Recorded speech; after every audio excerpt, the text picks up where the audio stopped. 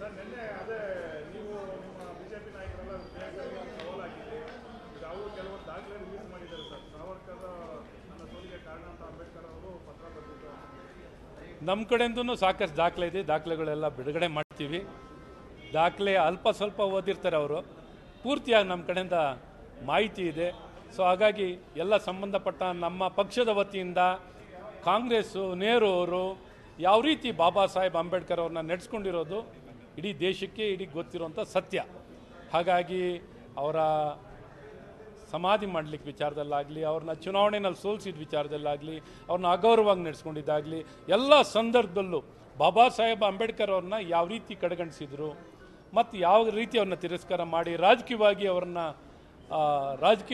ಅವ್ರನ್ನ ಕೊನೆಗಳಿಸಿದ್ರು, ರಾಜಕೀಯವಾಗಿ ಅವ್ರನ್ನ ಬೆಳಿಲಿಕ್ಕೆ ಅವಕಾಶವನ್ನು ಕೊಡದೆ ಎಲ್ಲ ಸಂದರ್ಭದಲ್ಲೂ ಎಲ್ಲ ಹಂತದಲ್ಲೂ ಅವ್ರನ್ನ ಮೊಟಕುಗೊಳಿಸಿ ಕಡಿವಾಣವನ್ನು ಹಾಕುವಂಥ ಕೆಲಸ ಕಾಂಗ್ರೆಸ್ ಪಕ್ಷ ಮಾಡಿರೋದು ಸತ್ಯ ಹೇಳಿದ ತಕ್ಷಣ ಅವರಿಗೆ ಮೈಯೆಲ್ಲ ಉರಿ ಸ್ಟಾರ್ಟ್ ಆಗುತ್ತೆ. ಅವ್ರಿಗೆ ಸಹಿಸ್ಕೊಳ್ಳೋಕ್ಕಾಗಲ್ಲ. ಸತ್ಯ ಯಾವಾಗಲೂ ಹೇಳ್ತಿರ್ತಾರಲ್ಲ ಸಿದ್ದರಾಮಯ್ಯನವರು, ಸತ್ಯ ಕಹಿ ಇರ್ತದೆ. ಹಾಗಾಗಿ ಕಾಂಗ್ರೆಸ್ ಪಕ್ಷಕ್ಕೆ ಯಾವಾಗಲೂ ಕಹಿ ಆಗಿರುತ್ತೆ.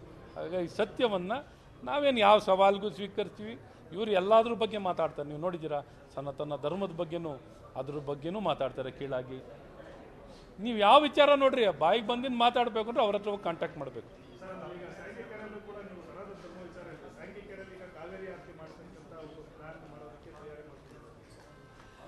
ಅದು ನೀವು ಕೇಳಬೇಕು, ಸಂಬಂಧಪಟ್ಟ ಸಚಿವರು ಇಲಾಖೆಯವ್ರನ್ನ ಕೇಳಿ ಏನು ಎತ್ತ ಅಂತ ಸಂಪೂರ್ಣ ಮಾಹಿತಿ ತಗೊಳ್ಳಿ. ಪಾಪ ಯಾವ ವಿಚಾರದಲ್ಲಿ ಯಾಕೆ ಏನು ಮಾಡ್ತಿದ್ದಾರೆ ಅಂತ ನೀವು ಕೇಳ್ಕೊಂಡ್ರೆ ಒಳ್ಳೇದಿರ್ತದೆ.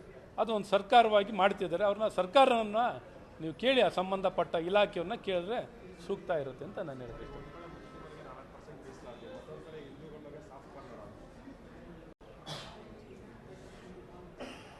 ಅವ್ರು ಯಾವತ್ತೂ ಹಿಂದೂಗಳ ಬಗ್ಗೆ ಸಾಫ್ಟ್ ಕಾರ್ನರ್ ಇಲ್ಲ, ಬರೀ ರಾಜಕೀಯ ಮಾಡೋದಷ್ಟೇ. ಸಾಫ್ಟ್ ಇದ್ದರೆ ನಾವು ಹೇಳೋದು ಯಾರನ್ನೂ ನೀವು ತೆಗಳ್ಬೇಡ್ರಿ, ಯಾರನ್ನೂ ದ್ವೇಷಿಸಬೇಡಿ. ನಾವು ಯಾರನ್ನೂ ದ್ವೇಷಿಸಿ ಅಂತ ಹೇಳಲ್ಲ, ಎಲ್ಲರೂ ನಾವು ಭಾರತೀಯರೇ. ಆದರೆ ಓಲೈಕ್ಯ ರಾಜಕಾರಣವನ್ನು ಮಾಡಿ ಪಾಪ ಅವ್ರಿಗೂ ಕಿರುಕುಳ ಕೊಡ್ತೀರ. ಸಮಾಜದಲ್ಲಿ ಯಾರು ಬಾಂಧವ್ಯದಿಂದ, ಸಾಮರಸ್ಯದಿಂದ ಒಂದು ಸೌಹಾರ್ದಯುತವಾಗಿ ಬದುಕಬಾರ್ದು ಅನ್ನೋದೇ ಕಾಂಗ್ರೆಸ್ ಉದ್ದೇಶ. ಹಾಗಾಗಿ ಎಲ್ಲರೂ ಒಟ್ಟುಗೂಡಿ ಒಂದಾಗಿ ಒಂದು ಸಮಾನವಾಗಿ, ಸಂವಿಧಾನದಲ್ಲಿ ಏನು ಅವಕಾಶ ಇಲ್ಲ ಅದನ್ನು ಯಾಕೆ ಮಾಡ್ತೀರಾ? ಕಾನೂನಲ್ಲಿ ಏನು ಅವಕಾಶ ಇಲ್ಲ ಯಾಕೆ ಮಾಡ್ತೀರಾ? ಧರ್ಮ ಆಧಾರಿತವಾಗಿ ಯಾವುದೇ ರಿಸರ್ವೇಷನನ್ನು ಕೊಡಲಿಕ್ಕೆ ಅವಕಾಶ ಇಲ್ಲ, ಅದು ಭಾಳ ಸ್ಪಷ್ಟವಾಗಿದೆ, ತೀರ್ಪುಗಳೇ ಕೊಟ್ಟಿದ್ದಾರೆ. ಆದರೂ ಪದೇ ಪದೇ ಈ ಚೇಷ್ಟೆಯನ್ನು ಮಾಡಲಿಕ್ಕೆ ಏನು ಹೋಗ್ತಾರೋ, ಈ ಚೇಷ್ಟೆಗಳು ಈ ರೀತಿ ಹತ್ತಿಕ್ಕುವಂಥದ್ದು, ಈ ರೀತಿ ಸುಮ್ಮನೆ ದ್ವೇಷ ವೈಮನಸ್ಸನ್ನು ಬೆಳೆಸಲಿಕ್ಕೆ ಕಾಂಗ್ರೆಸ್ನವ್ರು ಮಾಡ್ತಾರೆ. ಇದೇ ಕಾಂಗ್ರೆಸ್ಸಿನ ಸಂಸ್ಕೃತಿ, ಮೊದಲಿಂದನೂ ಮಾಡ್ತಾ ಬಂದಿದ್ದಾರೆ. ಇದುವರೆಗೂ ಪಾಠ ಕಲಿಸಿದ್ದಾರೆ ಜನ, ಪಾಠ ಕಲಿಸಲು ಇನ್ನೂ ಪಾಠ ಕಲಿದಿದ್ದವರೇ ಕಾಂಗ್ರೆಸ್ನವರು.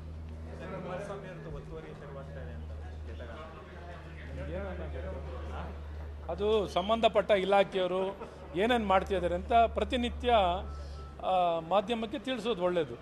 ಏನಾಗಿದೆ, ಏನು ಬಿಟ್ಟಿದೆ ಅನ್ನೋಂಥದ್ದು ಮಾಧ್ಯಮದ, ಕಂದಾಯ ಸಚಿವರು, ಫಾರೆಸ್ಟ್ ಇಲಾಖೆಯವರು, ಇನ್ನೊಬ್ಬರು ಮತ್ತೊಬ್ಬರು ಯಾರ್ಯಾರು ಇದ್ದಾರಲ್ಲ, ಯಾರ್ಯಾರು ದ್ವೇಷದ ರಾಜಕಾರಣ ಮಾಡ್ತಿದ್ದಾರಲ್ಲ ಅವರೆಲ್ಲ ಬಂದು ಮಾಹಿತಿ ಕೊಡುವಂಥದ್ದು ಮಾಡಲಿ.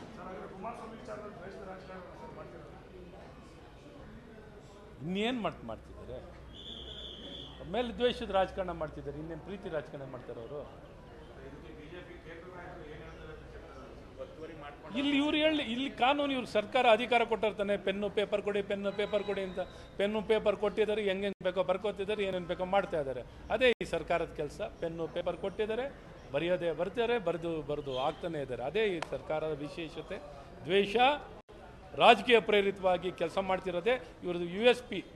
ಇವ್ರದ್ದೇನು ಗುಣ, ವಿಶೇಷ ಗುಣ ಅನ್ನಂದರೆ ದ್ವೇಷ, ರಾಜಕೀಯ ಪ್ರೇರಿತವಾಗಿ ಕೆಲಸ ಮಾಡ್ತಿರೋದೇ ಕಾಂಗ್ರೆಸ್ ಸರ್ಕಾರದ ವಿಶೇಷ ಅಂತ ಹೇಳಕ್ಕೆ. ಯುನಿಕ್ ಸೆಲ್ಲಿಂಗ್ ಪಾಯಿಂಟ್ ಕಾಂಗ್ರೆಸ್ ಅಂದ್ರೆ